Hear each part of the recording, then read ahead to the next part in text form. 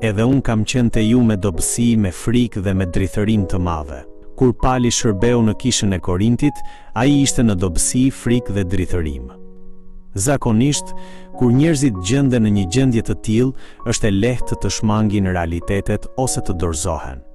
Por Pali nuk u nënshtrua para dobësisë së tij, ai vazhdoi të predikonte ungjillin deri në fund. Dobësia e tij nuk u bë pengesë për përhapjen e ungjillit.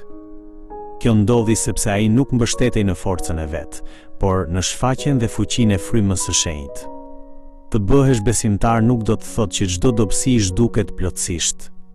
Megjithatë, kur mbështetemi te Zoti, mund t'i kapërcejmë dobësitë tona. Ne mund ta kryejmë veprën e Perëndis jo me fuqinë tonë, por me fuqinë e Tij.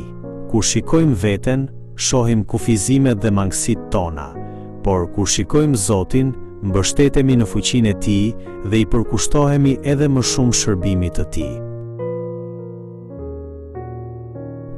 Pali thotë se njeriu pa frymën e shenjtë është njeriu natyror. Ata nuk i pranojnë gjërat që vijnë nga fryma e shenjtë dhe jetojnë sipas dëshirave të mishit. Në të kundërt, i krishteri është një njeri frymëror që ka marrë frymën e shenjtë.